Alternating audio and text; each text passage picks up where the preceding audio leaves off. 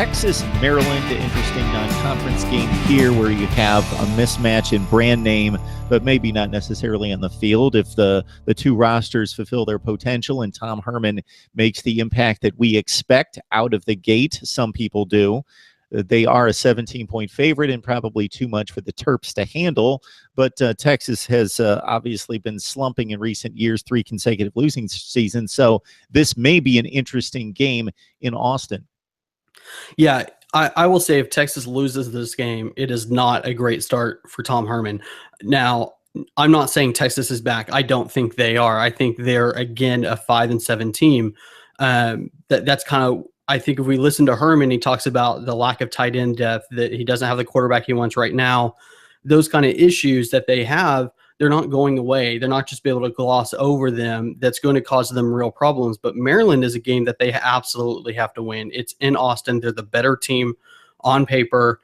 That they can't afford to lose that game, especially when you have to go on the road to USC. You don't want to start out 1-2 and then have to go to what's next, Iowa State after a bye. Iowa State's going to be a very capable team this year with Jacob Park, Matt Campbell in his second season there. And then Kansas State and Oklahoma after that, 2 of the better teams in the conference, and then Oklahoma State after that. So they have a tough stretch. They have to get the wins where they can.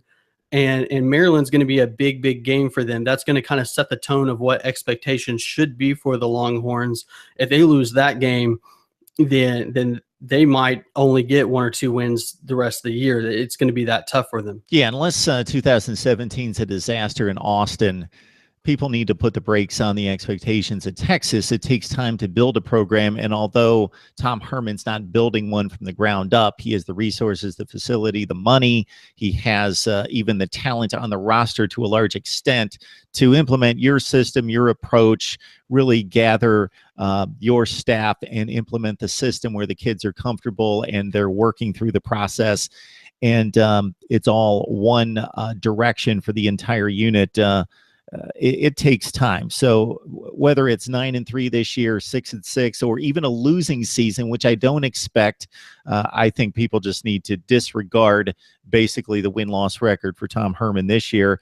And to make matters worse or more challenging, 6 offensive coordinators now in 6 years for Texas, 32 points per game given up, 450 yards on defense despite some talent there, and a breakout player possibly nationally this year with junior safety Deshaun Elliott. So that's Texas as a 17-point pick against Maryland at home. And, of course, the Cowboys, as we mentioned, over Tulsa, the same 17-point spread.